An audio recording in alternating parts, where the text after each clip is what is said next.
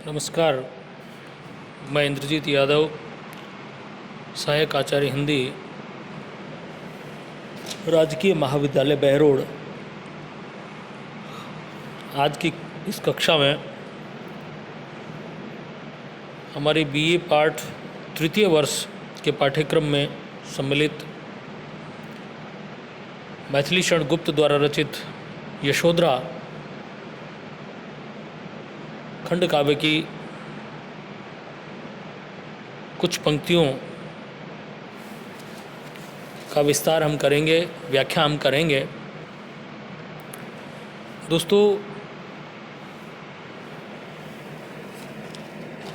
इस पाठ से, यशोधरा से पूर्व में भी व्याख्या पूछी जा चुकी हैं। काफ़ी महत्वपूर्ण है व्याख्या की दृष्टि से ये पद जो गुप्त जी द्वारा रचित यशोधरा के कुछ पद लगाए गए हैं। पूर्व में हमने साकेत के संदर्भ में पूर्व क्लास में हमने चर्चा की थी, जिसमें साकेत के कुछ पदों को हमने पढ़ा जो महत्वपूर्ण थे, जिनमें से व्याख्या आने की संभावना प्रबल है। उसी भांति यशोधरा, जो कि बहुत एक मार्मिक काव्य है, जिसमें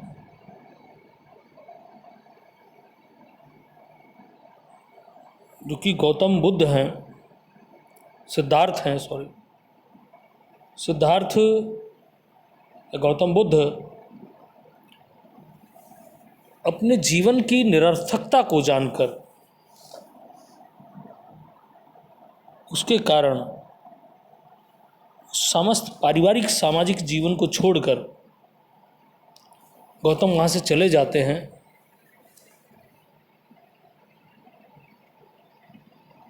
और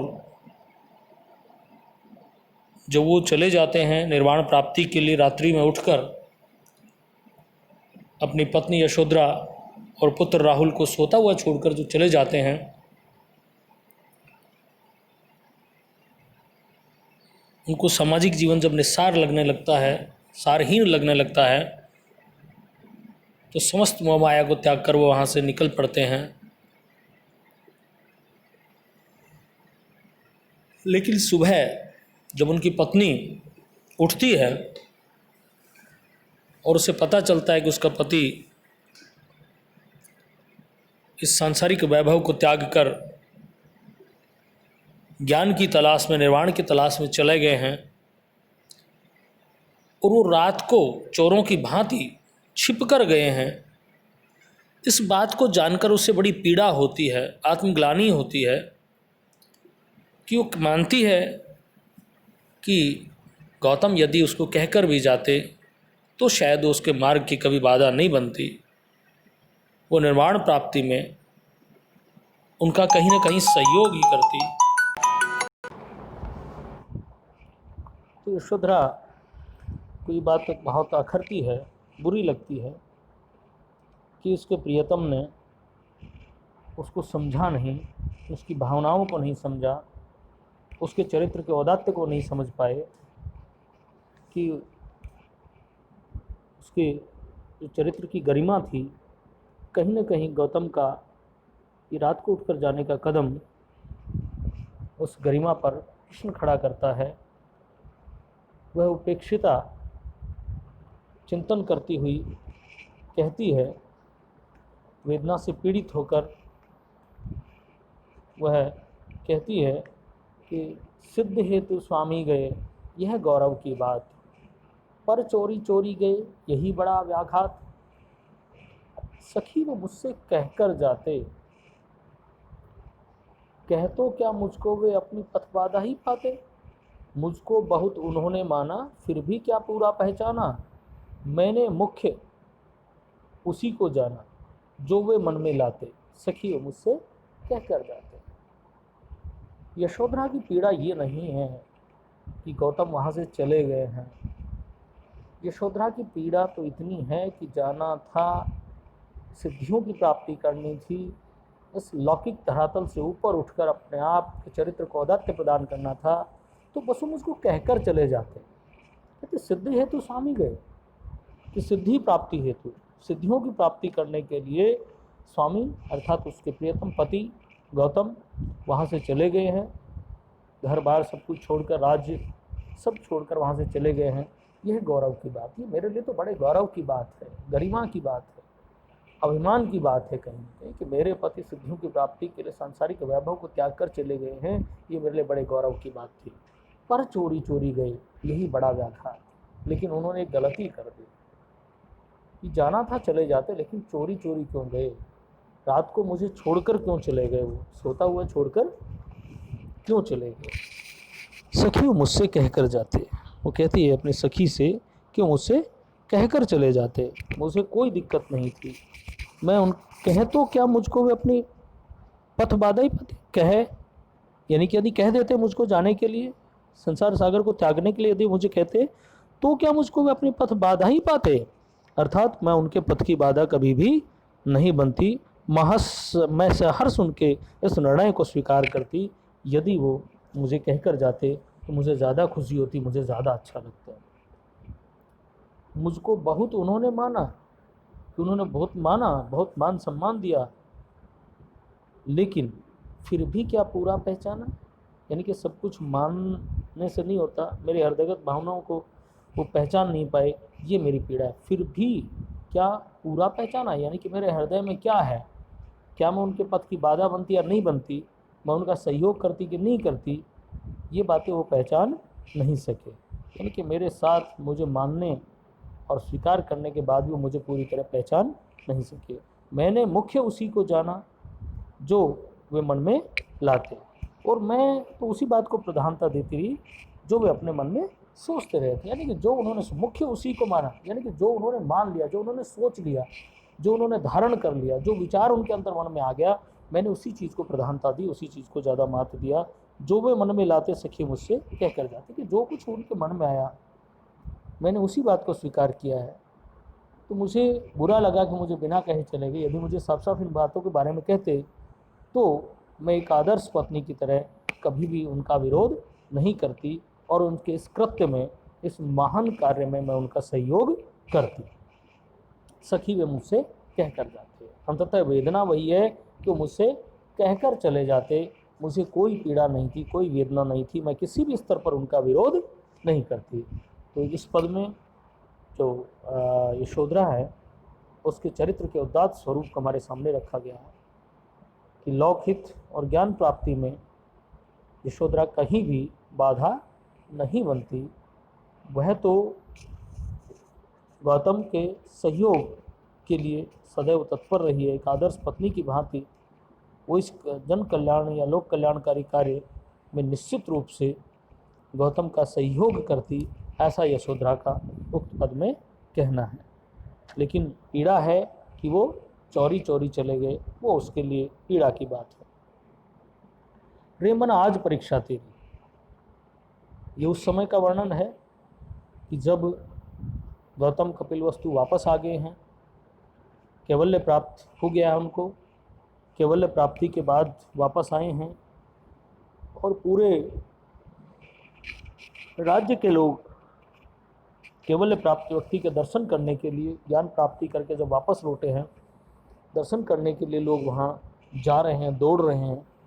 लेकिन यशोधरा का स्वाभिमान उसे रोकता है। स्वाभिमानी यशोधरा अपने आप को रोकने की कोशिश करती है कि ये मन आज तेरी परीक्षा है, कि एक समय गौतम तुझे सोता हुआ छोड़कर चले गए थे, उन्होंने तुम्हें बताने लायक नहीं समझा, तो आज तेरी परीक्षा है, तू धैर्य रख, सब्र रख। वो घड़ी भी आएगी जब स्वयं गौतम चलकर तुम्हारे पास आएंगे। तुम्हें वहाँ नहीं जाना है, अपने स्वाभिमान को बनाए रखना है, क्योंकि पीठ उन्होंने मोड़ी थी, पीठ मैंने नहीं मोड़ी थी। तो उस बारे में यशोधरा चिंतन कर रही है, सोच रही है कि रे मन आज परीक्षा तेरी, कि आज वो वापस लौट आया, जिस लम्हे का इंतज़ार था वो लम्हा आज खत्म हो रहा है, लेकिन फिर भी तुझे अपने स्वाभिमान को बनाए रखना है, अपने आप के वजूद को बनाए रखना है। इसलिए कहती है रे मन आज परीक्षा तेरी, तेरी आज परीक्षा है।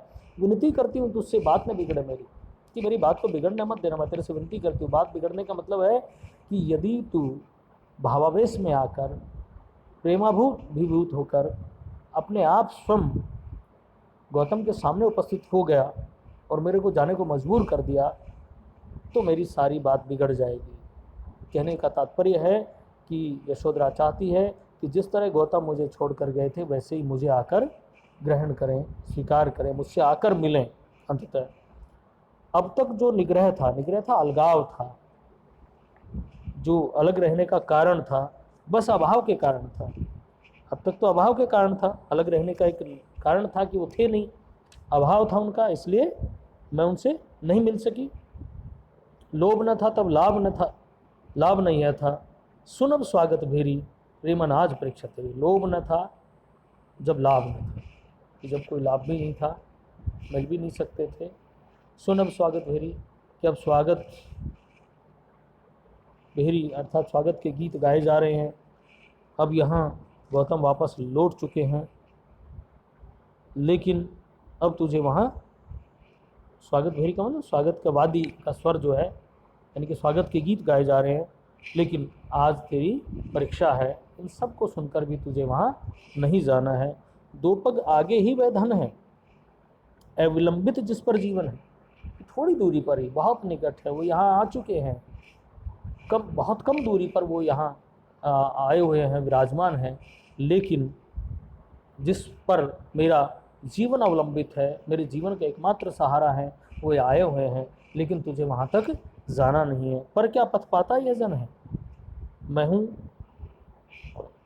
और अंधेरी। पर क्या पथ पाता यह जन है, कि मुझे इस रास्ते पर जाना नहीं है, मैं हूँ और अंधेरी रे मन आज परीक्षा तेरी। यदि वे चल आए हैं इतना, आगे पूछती है, मूल रूप से महत्वपूर्ण व्याख्या है, देखना दोस्तों, कि यदि वे चल आए हैं इतना, यानी कि उस तपोवन से सिद्धि की प्राप्ति के बाद यहाँ तक चलकर आ गए हैं, स्वयं चलकर इस नगरी में आए हैं, तो दो पद उनको है कितना, कि 2 कदम की दूरी है मेरी और उनकी। तो जब इतना चल के आ रहे हैं तो मुझ तक वो चलकर खुद ही आएंगे, मैं उनके पास नहीं जाऊंगी। उन्हें कोई पीड़ा नहीं होगी इसमें, क्या भारी है मुझको जितना, उनको इतना कष्टदायी नहीं है मेरे पास तक आना, लेकिन मेरे को उन तक जाना बड़ा पीड़ादायी है।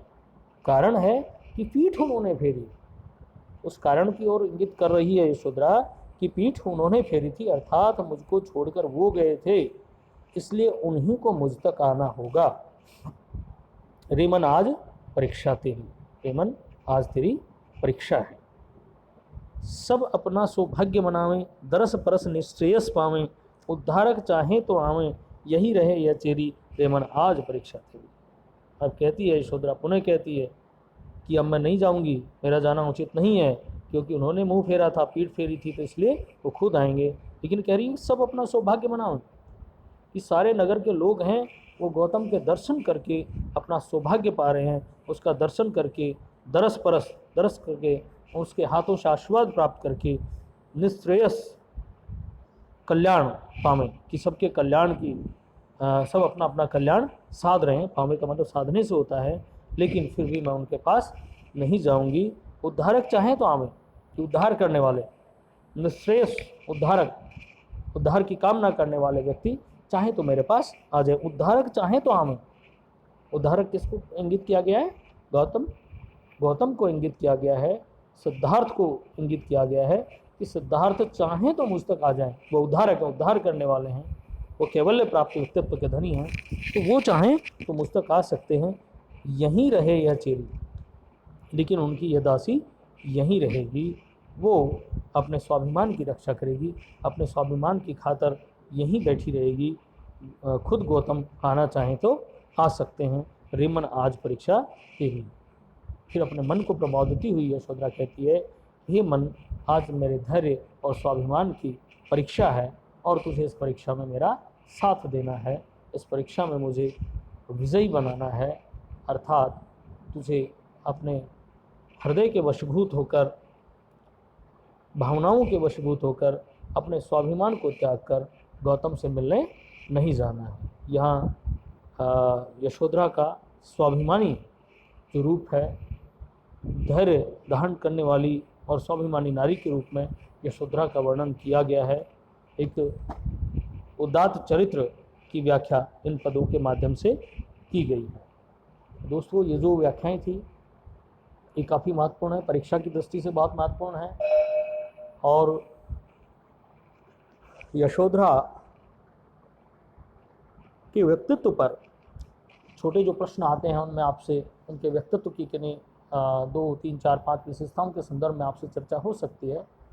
तो इन पदों को आप अच्छे से पढ़ेंगे तो प्रश्न भी तैयार हो जाएगा और व्याख्या भी, दोनों तैयार हो जाएंगे आपकी। धन्यवाद।